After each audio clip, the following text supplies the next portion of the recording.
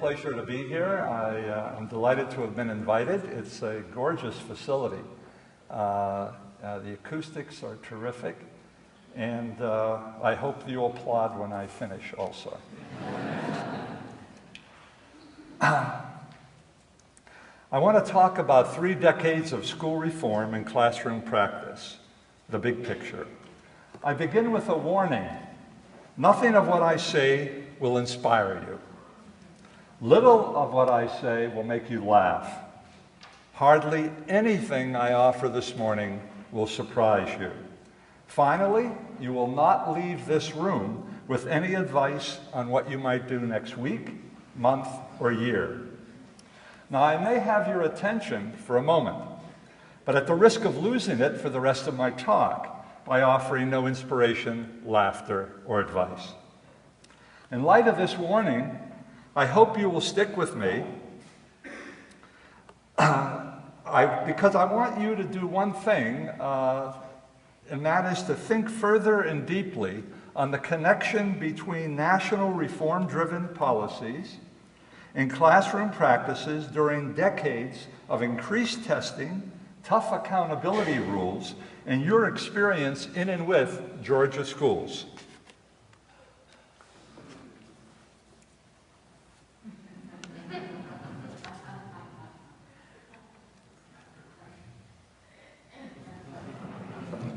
My hope is the second one, but you'll have to be the best judge of that. Here's the big question that drives my talk. So please look at it.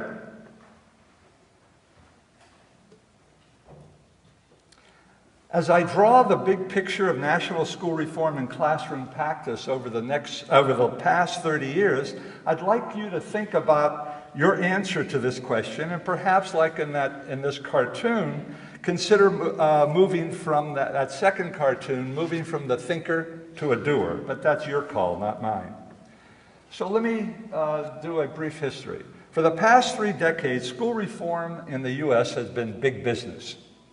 Since the early 1980s, national, state, and district policymakers, including entrepreneurs, have rolled out standards-based reform, accountability legislation, charters, and an array of technological tools to transform teaching and learning. To keep this talk brief, I will stipulate, as lawyers arguing a case do, certain statements about these reform-driven policies that are seldom disputed. Should anyone here quarrel with the facts, we're going to have a Q&A session, and I hope that you would ask about these stipulated facts. First, in the past quarter century, business and civic leaders have defined the poor quality of U.S. schools compared to Asian and European countries as a serious national problem that has slowed economic growth, diminished innovation, and reduced workplace productivity. Second, to solve this problem of low-performing schools, national and state officials have adopted policies that raised academic standards, mandated testing to determine if those standards were being met, and held schools, students, and teachers accountable for results. And the third fact, to implement higher academic standards and test-driven policies, policymakers encourage competition among schools. They expanded parental choice. They widened the pool for getting better teachers and administrators. They championed more classroom technology. These business-inspired strategies have generated an entrepreneurial workplace of charter schools, vouchers, alternative credentialing for educators, and online schools. Now, what I stipulate here in these statements has, since the 1990s and with the federally funded No Child Left Behind Act, become national policy. The renewal of No Child Left Behind is currently being contested in Congress. In the meantime, the Obama administration has offered waivers to states to duck portions of the law. Georgia is one of the states that has received a waiver. Moreover, the U.S. Department of Education has offered cash through Race to the Top to pursue its agenda of increasing charter schools and establishing rigorous teacher evaluation. Georgia has received $400 million from Race to the Top. The Obama administration has also endorsed Common Core standards in reading and math, as has Georgia.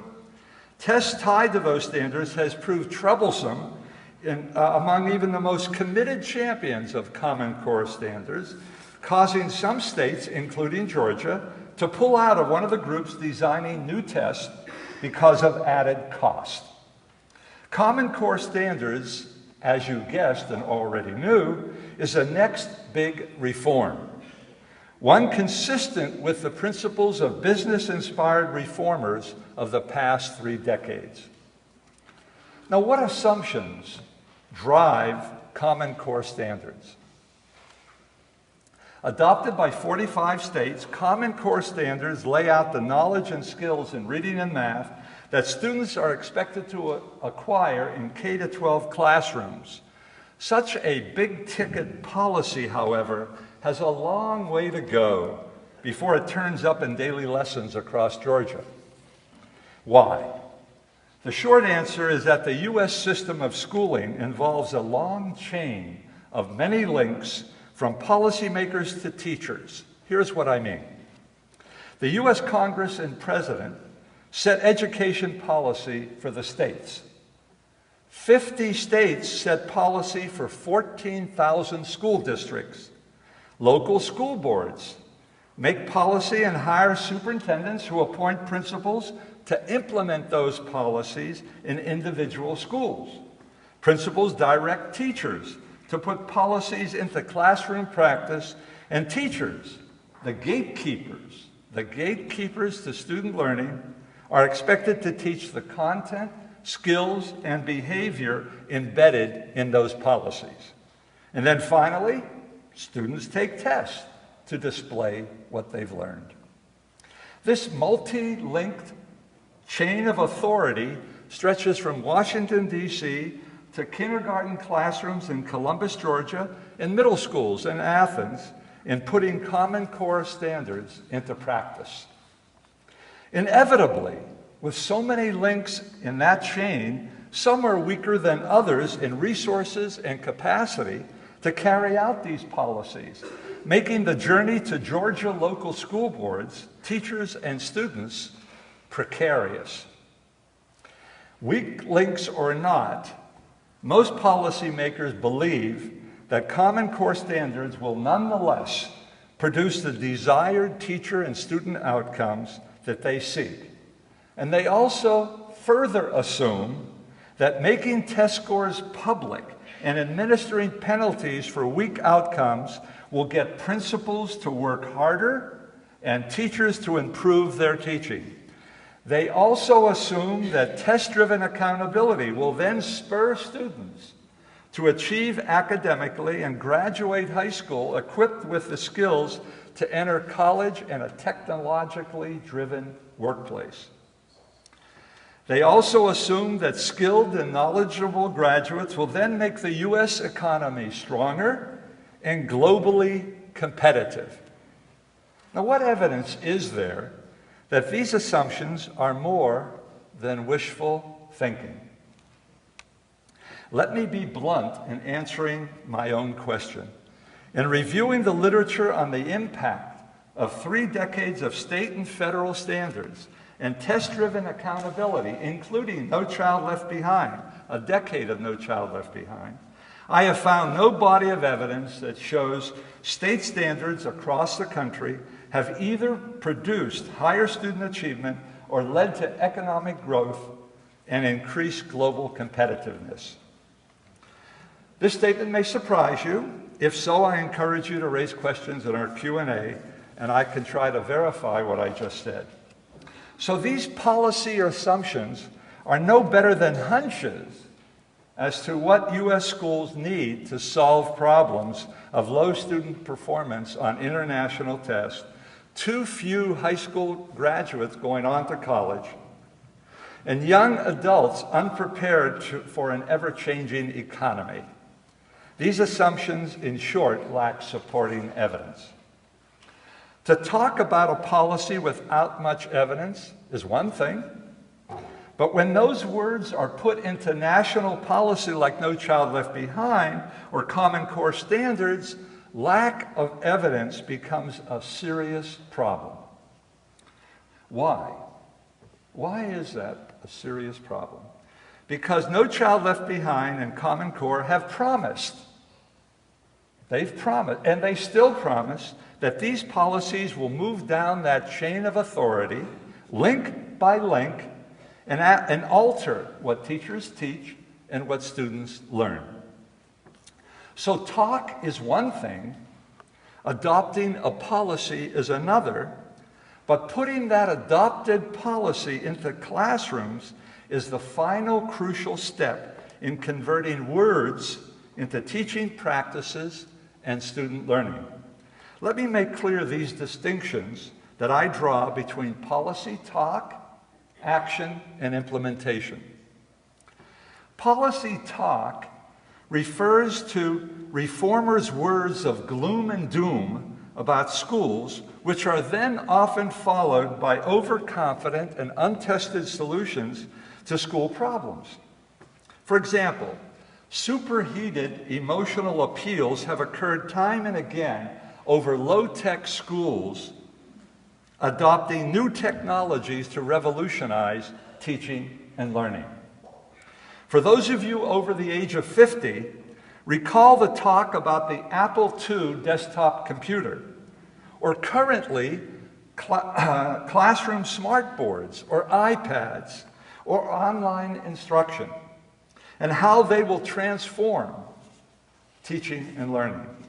Perhaps you also recall the repeated warnings since the 1980s about declining U.S. global competitiveness as graduates leave school unprepared for the new economy. Such policy talk is important. It's important in framing problems, mobilizing voters, and getting educators to roll up their sleeves to solve school problems. Seldom, however, does such talk lay out a specific agenda or blueprint for action. In short, scorching words do not make a reform happen. Words have to be converted into policies. And policy adoption refers to the actual decisions that governors, mayors, superintendents, and legislators make to solve problems. Those problems often framed in the purple rhetoric of policy talk. Examples of policy action include voters authorizing mayors to take control of schools, school boards buying iPads for kindergartners, and Georgia approving the Common Core standards. Policy implementation in districts, schools, and classrooms, however, differs from both talk and policy adoption. Remember that chain of authority with links that run from Washington, D.C. to Georgia classrooms? Implementation means putting an adopted policy into classroom practice. Consider what occurs after a state or district has adopted new technologies to increase student engagement and test scores.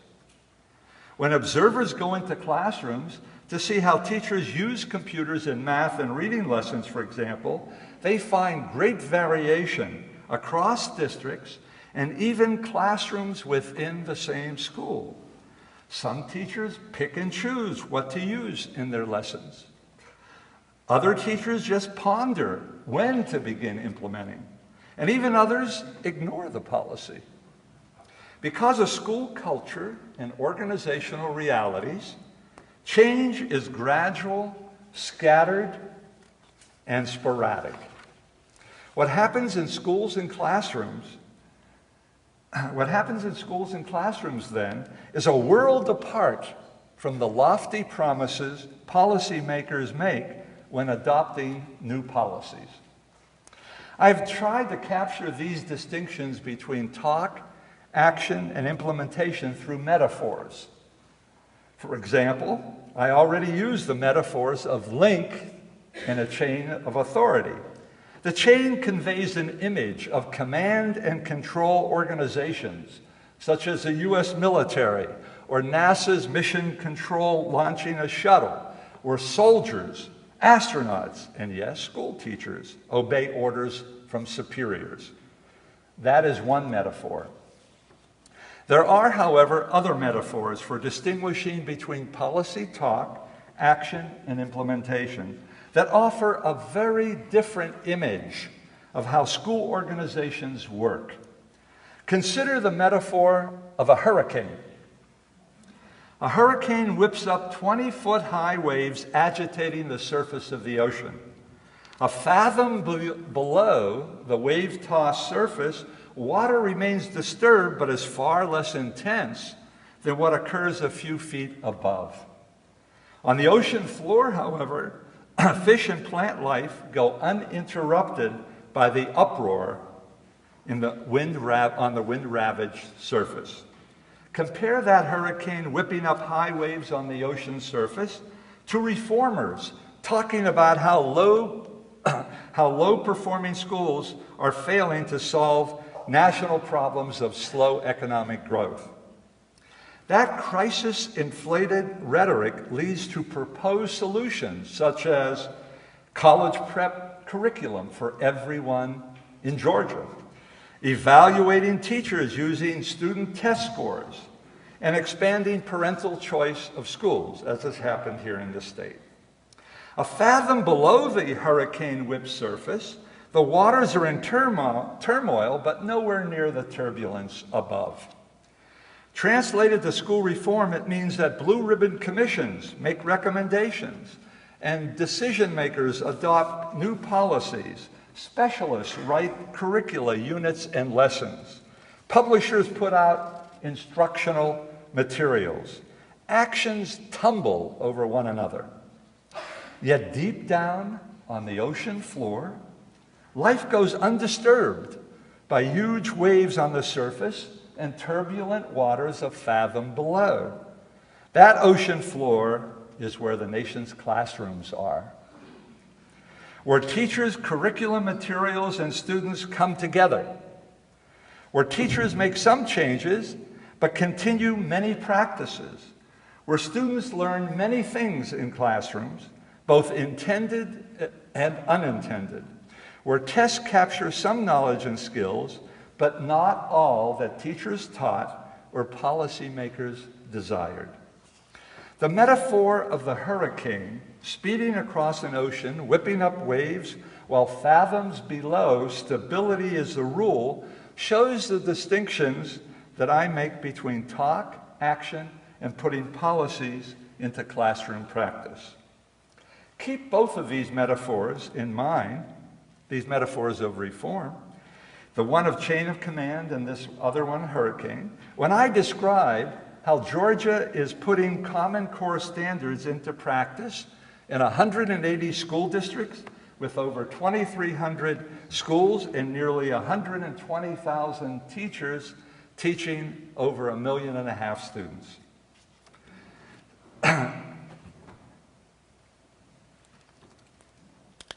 Some Georgia districts have already aligned their curriculum to the standards and prepared teachers to pilot lessons in elementary and secondary school.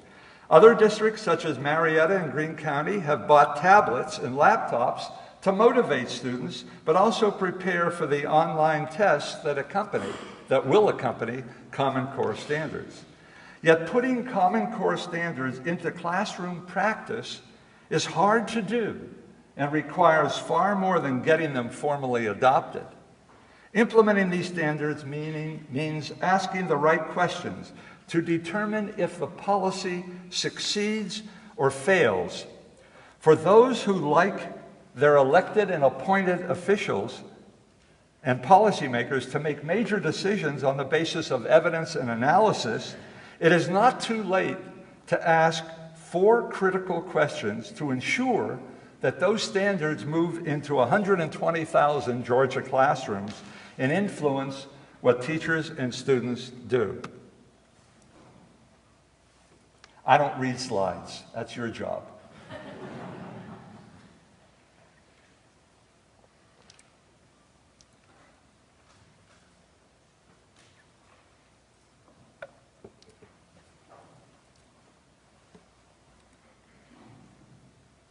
When was the last time you heard a state or district superintendent or school board member ask these essential questions about a major policy intended to alter how teachers teach and what students learn? These 4 questions reveal the complexity of putting any reform-driven policy, any accountability rules, and yes, the Common Core standards, into practice. The first question gets at the official curriculum standards that policymakers expect teachers to meet. In other words, have the Common Core standards appeared in all Georgia classrooms? The second question gets at what teachers teach, which is not necessarily what policymakers intended. The third question captures the tested curriculum, what test makers say teachers should have taught and students should have learned. The fourth question gets at student outcomes in the real world. In short, there is not one school curriculum, there are 4 in play when it comes to Common Core standards, and I'm going to describe what I mean by those 4. What these questions do is to follow a policy beyond talk, beyond its adoption, to what actually happens in its journey to the classroom and after students leave school. Consider the Georgia Performance Standards in science. These standards are aligned to textbooks, approved for teacher use in elementary and secondary school lessons. Furthermore, the science standards are linked to the Criterion Reference Competency Test given to students in grades 3 to 8, an end-of-course test in high school biology and physical science. Science performance standards are connected to textbooks and tests. These standards then have become the official curriculum that state leaders intend teachers to teach and students to learn. I say intend because once a state adopts science standards, they will have only a passing similarity to the science content and skills that teachers will teach once they close their classroom doors. In the real world of schools, the official curriculum too often sails above the clouds, loosely tethered to what happens in classrooms. Well, how can that be? The answer comes from those other curriculum layers I just mentioned. Teachers working alone in their rooms, in their classrooms, as gatekeepers to student learning, choose which science topics to teach, in what order, and how to present them. That is the second layer of curriculum. Their choices come from many sources, from their knowledge of science, what they know about how children and youth learn, their beliefs about how teachers should teach, and their affection or dislike for certain science topics. In fact, researchers continually find that teachers in the same building will teach different versions of the same course while claiming they are teaching to the state standards. Therefore, the intended curriculum and what teachers teach may overlap in the title of the course, key topics, and the same textbook, but can differ substantially in daily lessons. This taught curriculum overlaps with, but differs from, what students take away from class. This is the third layer. Students absorb information and concepts from science lessons. They certainly do. They also learn when and how to answer teacher questions, to locate sources, to seek help, to avoid teachers' intrusiveness, and to act attentive. So the learned curriculum differs from the intended and the taught curriculum. And what students learn in science classes does not exactly reflect what is in the tested curriculum. Here then is the fourth layer. District, state, and national tests, often using multiple choice and other short answer items, capture some, but hardly all of the official and taught curricula. What is tested in biology and physical science in Georgia is only a small part of what is intended in the performance standards, what teachers teach and what students learn. There are then 4 curricular layers, not one single unvarnished curriculum. The official Georgia performance standards rest atop 3 other layers: the taught, the learned, and tested curricula. The example of the science standards and curriculum over the past few decades illustrates the tough task ahead in implementing Common Core standards for math and reading. Few national and state policymakers clearly grasp the multi-layered curriculum that already exists in schools and classrooms. They are flat-footed when they should be on tiptoes, figuring out how to help teachers and principals negotiate each layer of that curriculum. So policymakers' neglect or unawareness of the multi-layered curriculum is one major reason why most state and federal policies have a hard time entering thousands of classrooms. And this is why these 4 questions need to be asked about the Common Core standards. These questions are not important because I say they are. They are important because a massive literature on putting policies into practice, compiled by researchers and practitioners over the past half-century, say that not asking and answering these questions is a recipe for failure. So what does that implementation research say? Here's what I've learned about policies as they try wiggling their way into classrooms.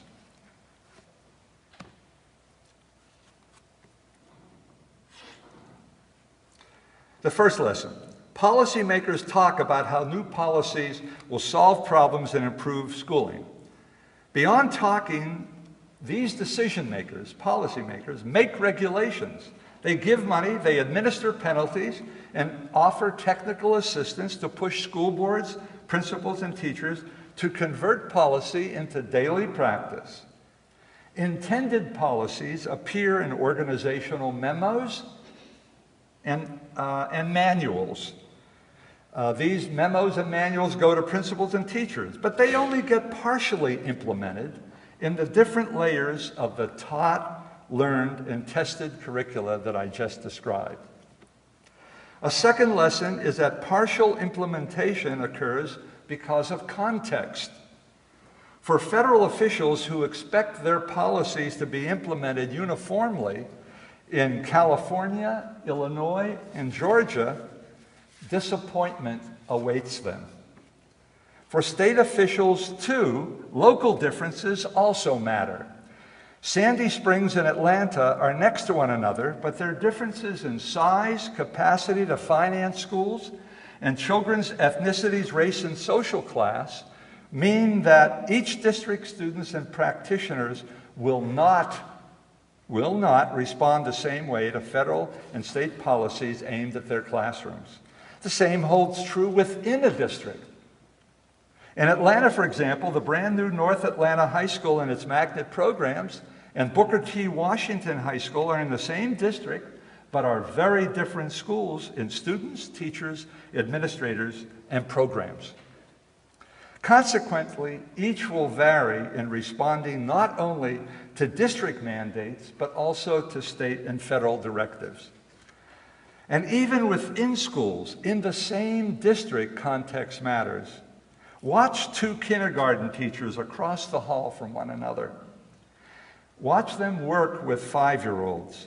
These teachers differ in beliefs, experiences, and values, and their lessons reflect those differences. Ditto for high school science teachers in the same department. These differences mean that teachers will vary in their responses to what their principal, their superintendent, the school board, the state legislature, the U.S. Congress, and yes, the President of the United States wants them to do. If context and partial adoptions are important lessons drawn from research studies, so is what we know about determining precisely what students have learned. And this is my third lesson. To determine whether policies seeking improved academic achievement for students have worked, standardized test scores have become the gold standard of effectiveness. Even though most federal and state policymakers know the limits of these tests and those scores, nonetheless, the numbers have come to determine whether accountability and standards-based reforms are successful. In narrowing the definition of success to test scores, top officials ignore the critical issue of whether the policy has been fully implemented.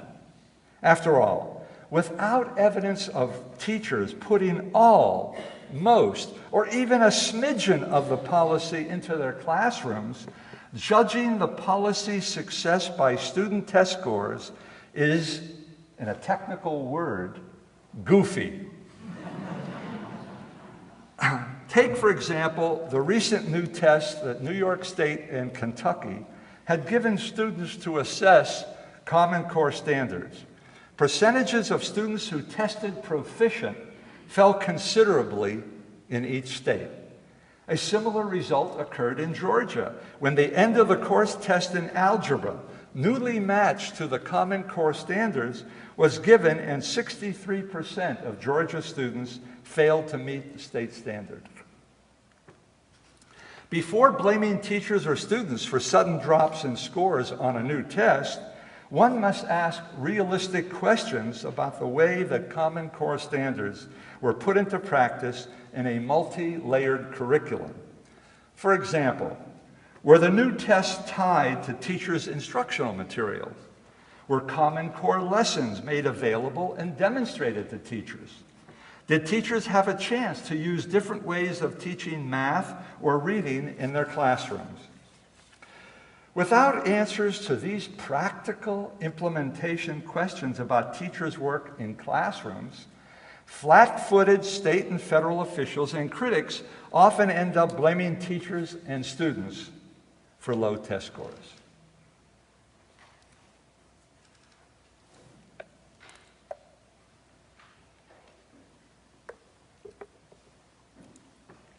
These lessons from the research on implementation raise serious questions to what degree the long chain of policy making that stretches from the White House through a state capitol to district school board offices has impact upon a first-grade teacher's classroom or a high school history lesson, much less the life chances of a student once he or she leaves school.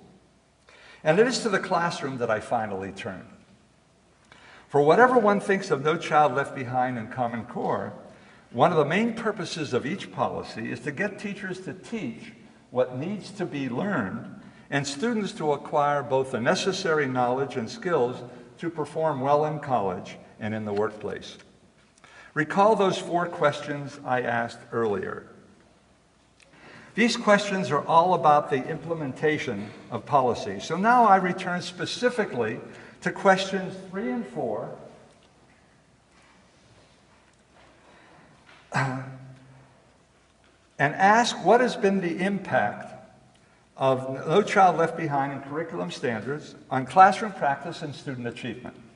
To get a sense of what impact these policies have, I need to give you the big picture of classroom practice over the past century. In studying the history of teaching, I found that teaching itself has become increasingly informal.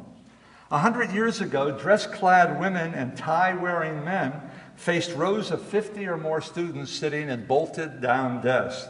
They required students, even little ones, to stand when reciting from the textbook or answering a question. When rules were broken, teachers often paddled students.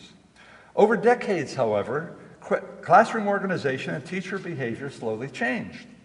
By the end of the 1990s, tables and movable desks filled classrooms. Students faced one another and saw walls decorated with colorful posters and student work.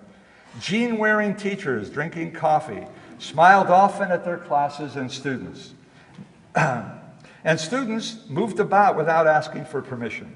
Paddling students had been largely abolished. In short, classrooms became less fearful and more colorful, comfortable places. Another conclusion I reached after studying the history of teaching was about teacher-centered instruction and student-centered instruction. Two traditions of teaching going back centuries. Each has had its ardent champions. By teacher-centered instruction, I mean rows of desks facing teachers. I mean teachers relying upon whole group instruction anchored in textbooks and homework. I mean classroom activities of lecture, recitation, and worksheets dominated by much teacher talk.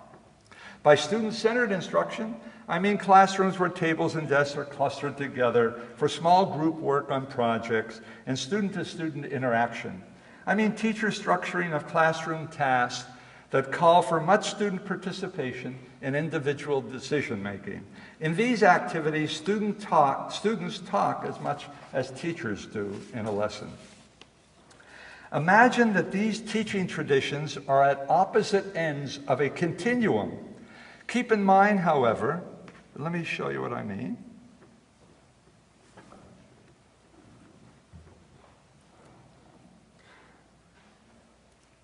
Keep in mind that most teachers are not at either end of that continuum. Most teachers hug the middle with mixes of the two traditions.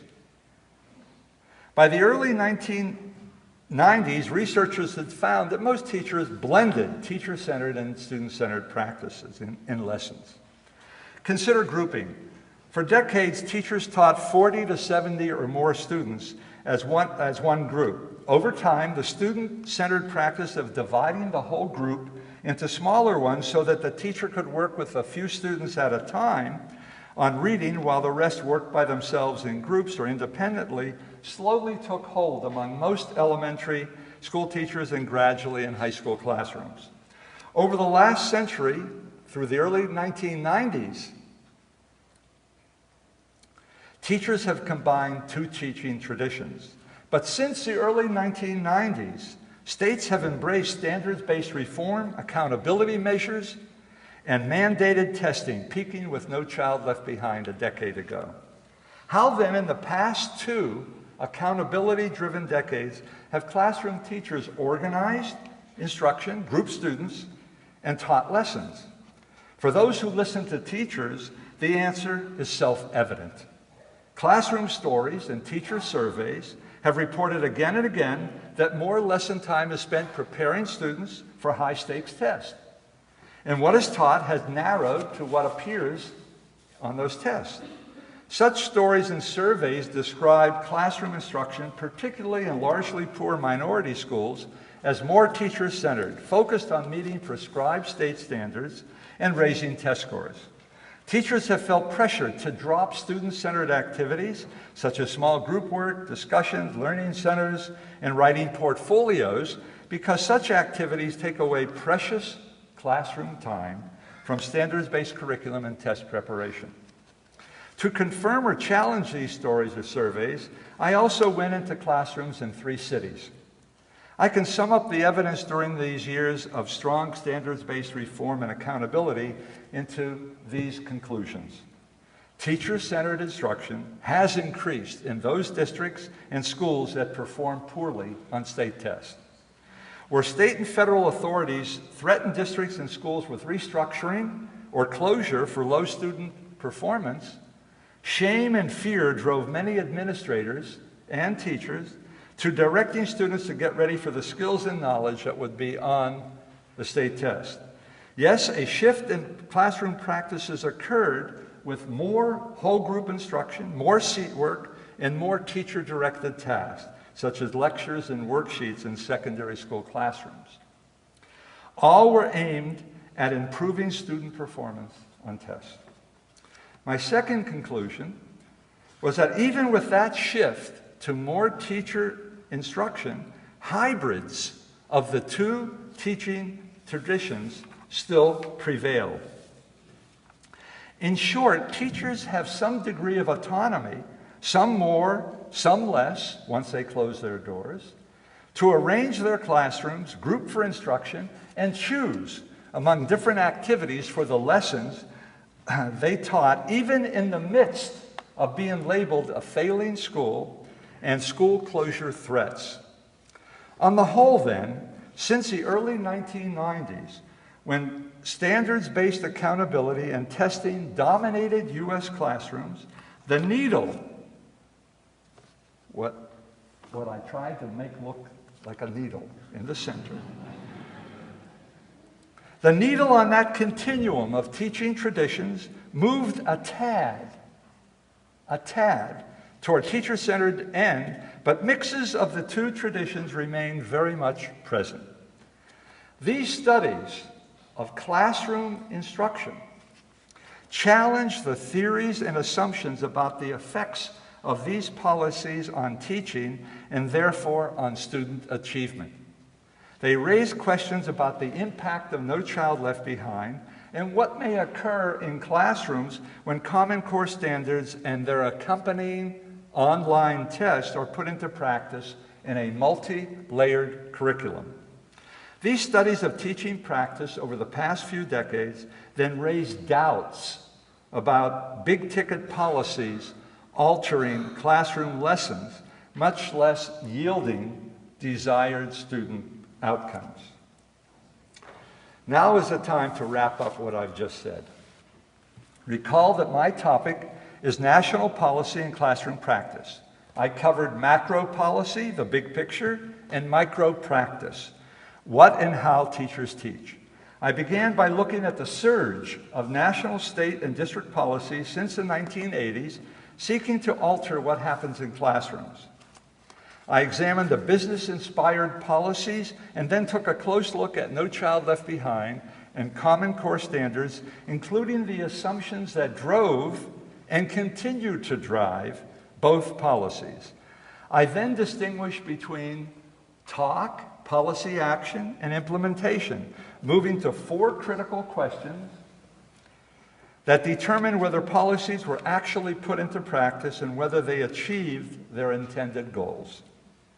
Those questions led me to examine the literature on implementation and share with you lessons that I've learned from that research. Fearing that many of you would be unpersuaded by the big picture of policies as they wend their way through multi-layered curriculum in every district, I reviewed studies of classroom practices during the surge of test-driven accountability since the 1990s. The evidence I found showed that more teacher-centered practices had indeed appeared in many urban districts under threat of school closure, but a continuation of teaching practices blended teacher and student learning activities, and those activities have persisted. Such classroom findings challenge the rhetoric, adoption, and implementation of current national policies aimed at making students college-ready, providing well-paid jobs to graduates, and growing the U.S. economy. And that's it. I promised you in the beginning of this talk that I would offer no inspiration, no laughter, no advice. I have kept my promise. As for prodding your thinking about the journey of policy into classroom practice, well, you will have to judge that. Thank you.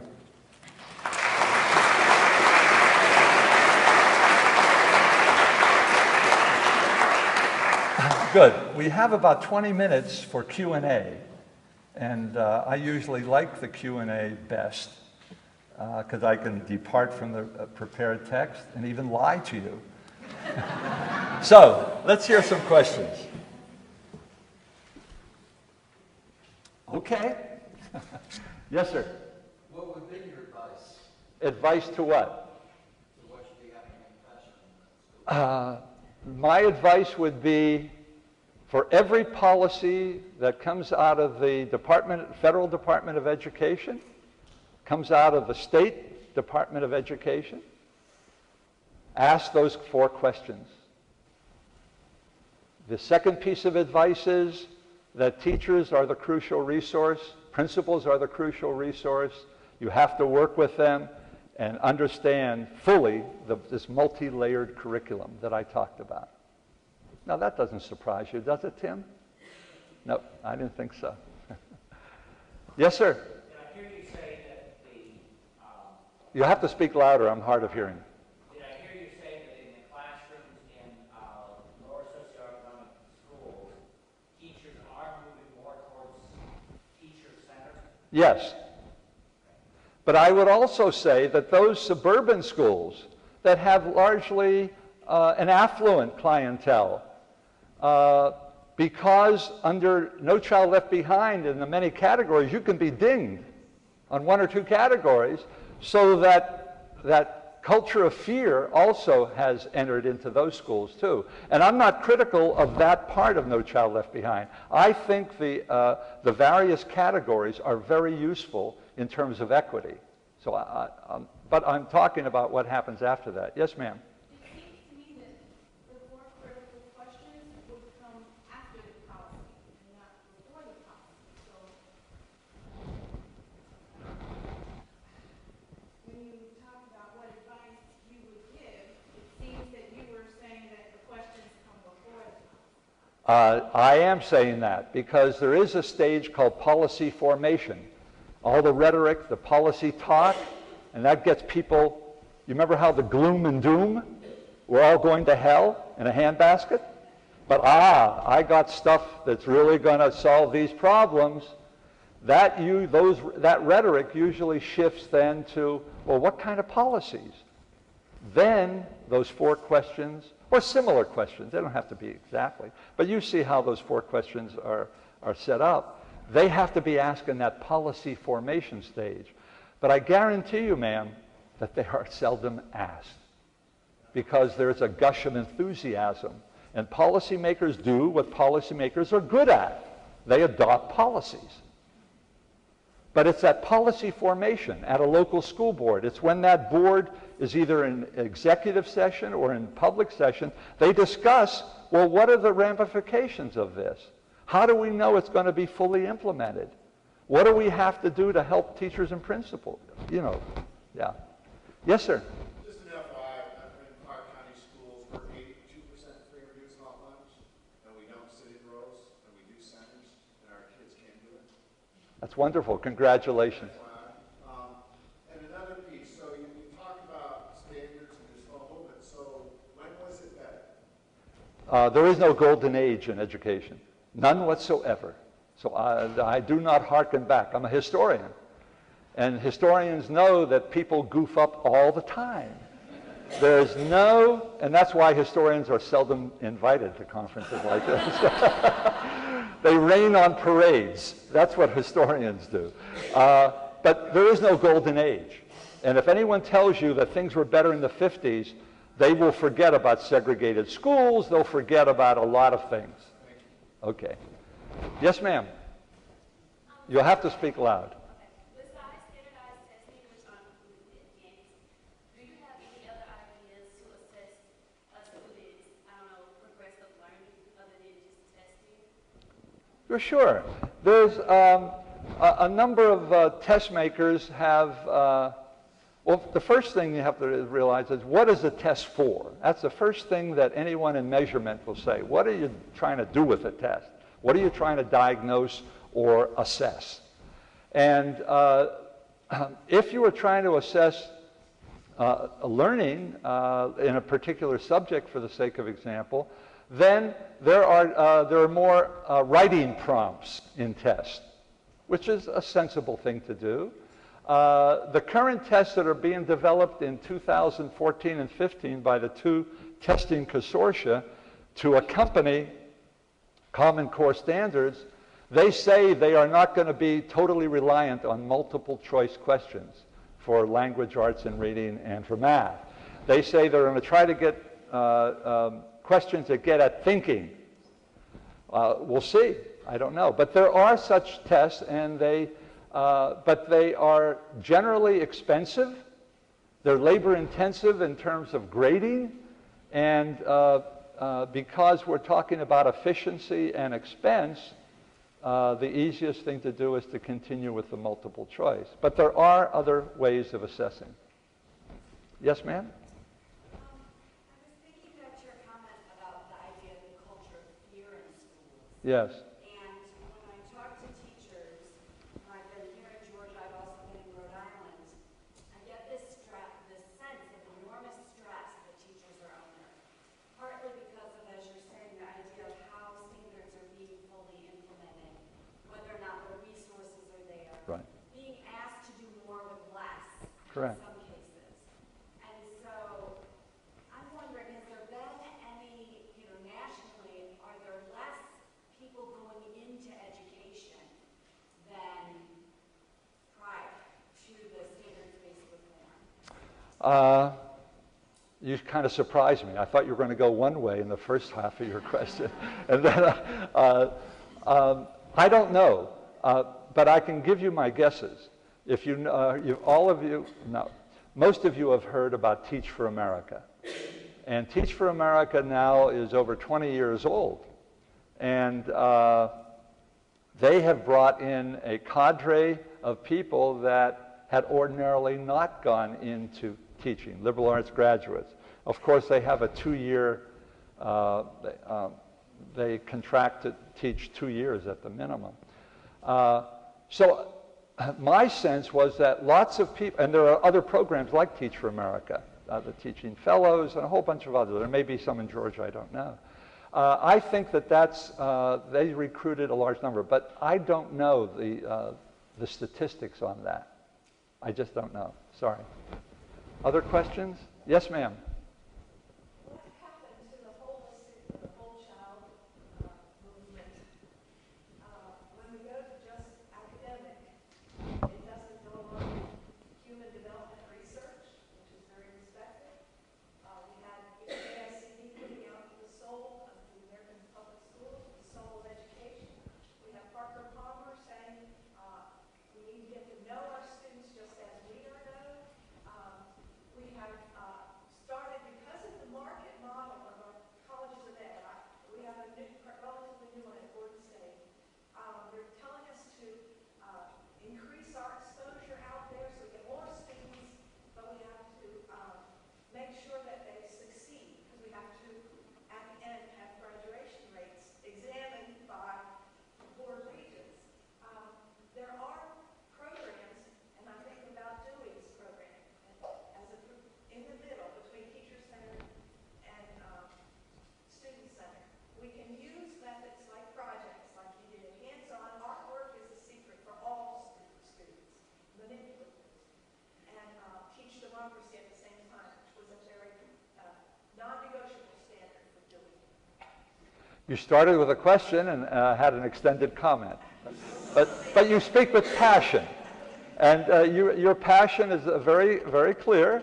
But I would like you to respond to my question to you, which is, what happened to the whole child and developmental stages?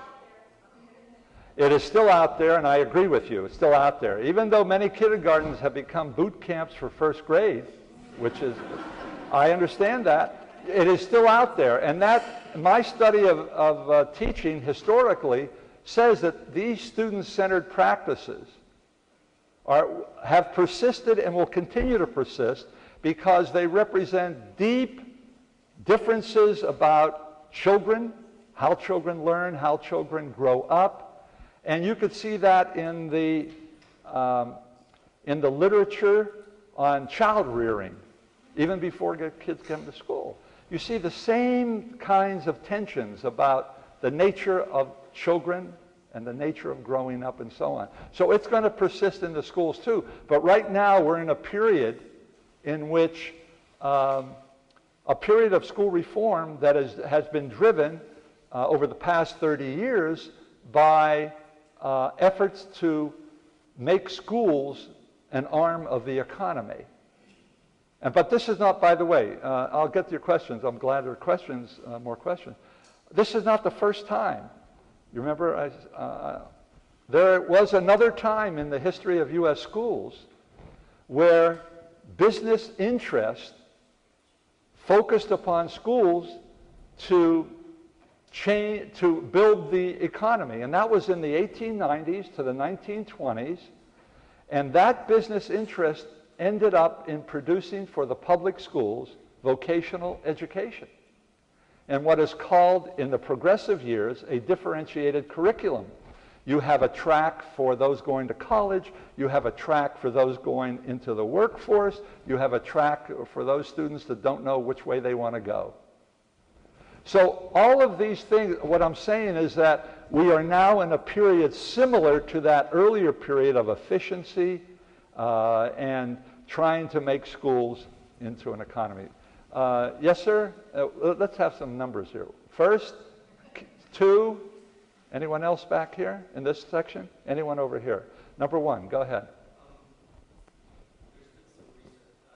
Louder, please. There's been recent news that Teach for America, typically they're out of the classroom after 2 or 3 years. Right. What advice would you give those of us who are changing professions and entering the teaching profession, who, like me, are shying away from wanting to serve in districts that serve, lower socioeconomic students, because I think that a lot of this, like testing, all of this, like teaching to the test, ultimately is going to be an abject failure.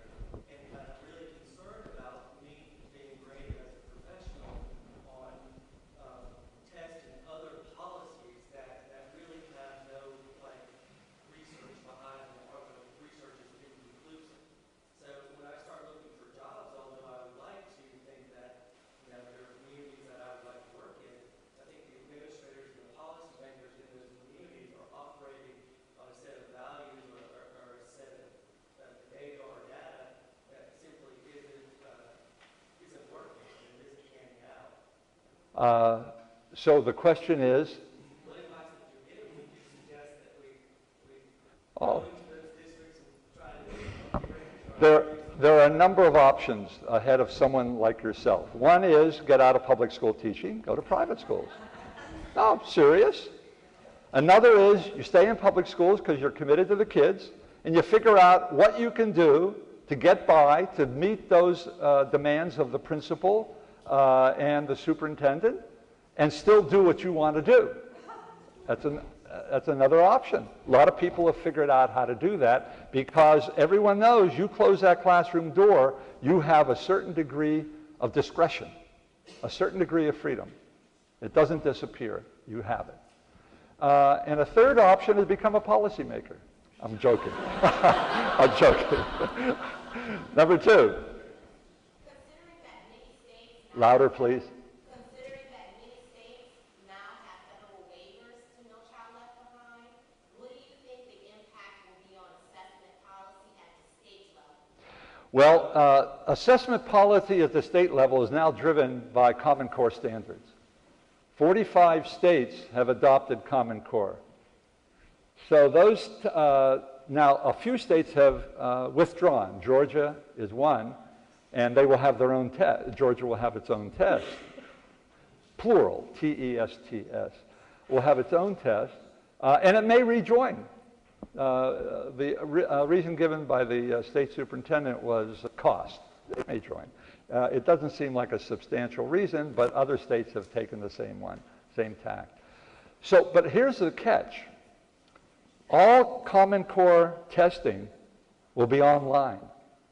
Now, have you noticed how many districts are buying computers? Tablets, laptops? That's not driven by getting, in my opinion, that's not driven by getting students engaged and to raise test scores. It's driven by the demand that you're going to have enough infrastructure to provide that for the kids who are going to have to be tested. There's going to have to be software. There's going to have to be a whole bunch of things. The bandwidth problem is on and on. So the point I'm making is that Common Core Standards is now driving the assessment. And that will come in supposedly in 2014-15. And we'll see those tests. But a number of states have already leaped out in front from the starting gate. I mentioned New York and Kentucky. There are a number of other states that are trying to anticipate the issues. Okay. We have more time for questions. Go ahead. Is there anyone else? Okay, go ahead. Yes, ma'am. There's significant pushback politically for the role of the U.S. Department of Education being minimized. Could you speak to that historically, and do you see that happening? Yeah, let me take the present before the historical. The present is that politically there is a lot of pushback. That was the question. Pushback, particularly on the Common Core standards. Because the Obama administration and the Secretary of the Department of Education both came out and said, we endorse the Common Core standards, and made that as one of the criteria for Race to the Top money, then a number of people who are in the Republican Party, for the most part, they call them Tea Partiers, have said this is another evidence of government intrusion. So politically, there's a lot of talk, policy talk, about this pushback. Say we want our state to pull out of the Common Core standards and so on like that. How that will fall out, I don't know. My hunch is, and it's purely speculative, is that it will, the Common Core standards are going to continue. That's the wave. That's the current big reform. It may topple of its own weight. That's possible. Because remember, it's only math and reading, language arts and reading. There's science has already put out standards. There's supposed to be history and other subjects in the Common Core. So that there is pushback now. And I gave you my speculation. Historically, the last, when the federal government really took a major stand, well, actually, historically, it was in 1917 with the Smith-Hughes Act, where the federal government gave money for the first time, federal dollars, to states to introduce vocational education. That was the first. But between 1917 and 1965, Lyndon Baines Johnson was president. In the aftermath, the Civil Rights Act was passed in 1964. And in 1965, the Elementary and Secondary Education Act was passed by Congress, signed by the president, and it aimed to reduce poverty. Not to make schools good, but to reduce poverty in the country. Now, the Elementary and Secondary Education Act is No Child Left Behind. No Child Left Behind is the most recent reauthorization of that same legislation. So that brief history lesson indicates that there have always been tensions in this nation between federal movement in education. You know that education is not in the Constitution, the U.S. Constitution. It's in the 10th Amendment that says anything not mentioned in the Constitution is delegated to the states. So there's no education. But the Congress has said that you cannot mandate curriculum for states and districts. You can't do that. So this is the most earnest effort by the federal government to centralize certain kinds of things. And the pushback that we see around Common Core standards will, and the waivers, both of them will, I don't know what the future will hold. And these are the last two questions, and then we're going to cut it. Okay? Yes, sir.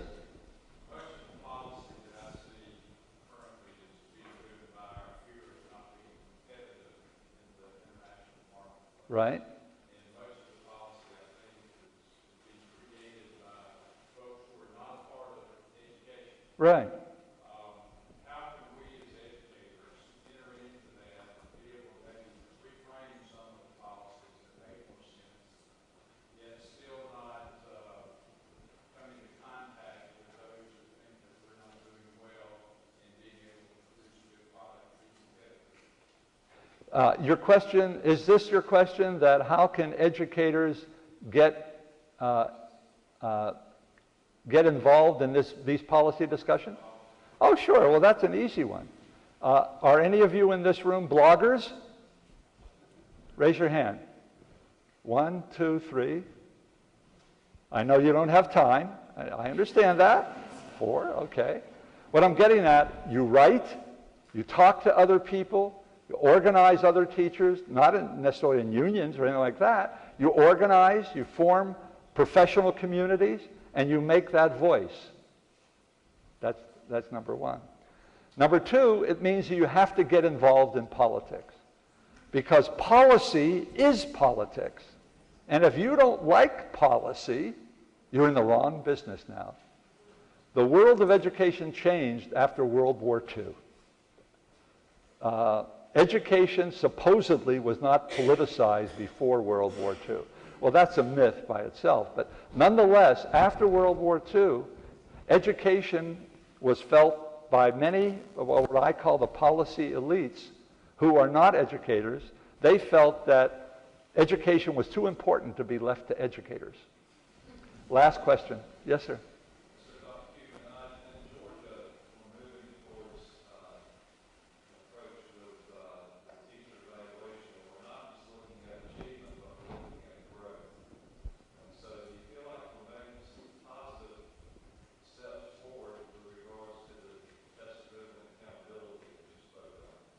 I do. The question is about, are we making any progress toward by looking at growth of test scores over time? I think we are, to a limited degree. Remember that in No Child Left Behind, initially, the idea of every student being proficient by 2014, my favorite word, was goofy to begin with. I mean, anyone who has ever been in a family with 2 kids knows that, what are you talking about? You know, so the idea of growth is smart. But there are a couple issues. One is the use of test scores to evaluate teachers. In my mind, is another kind of external idea that seems great for people in the business world. You know, you test for, you have to have an outcome, a product, blah, blah, test scores of that. And secondly, a lot of people don't understand that test scores rise and fall because you have different groups of students every year. It's much more difficult to track a group of students from one grade all the way through and see what has happened. That's the way to do that, to follow a cohort. Very few people, researchers and policymakers, want to do that because you have to invest money in the research strategy. I'm finished. Thank you very much.